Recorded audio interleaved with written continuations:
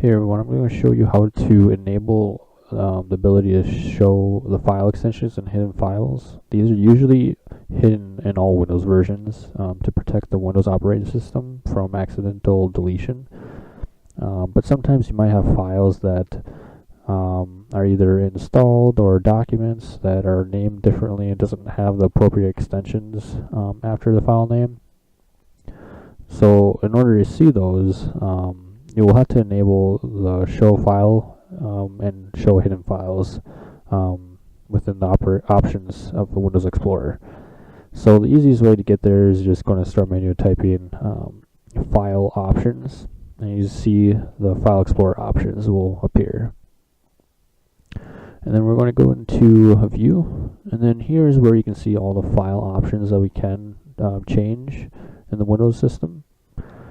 And the ones we want to change is show hidden files, folders, and drives.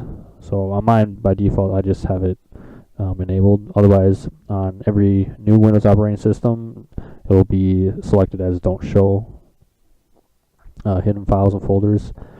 So we'll leave it as show hidden files and folders and drives. And then if there is any extensions in the file names that are not showing, go ahead and unselect or deselect the hide extensions for known file types.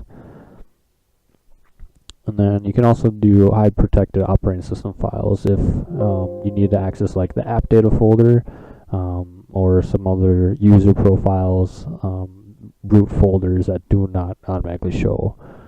So as you can see, actually, when you disable the hide protected operating system files, you'll get the warning.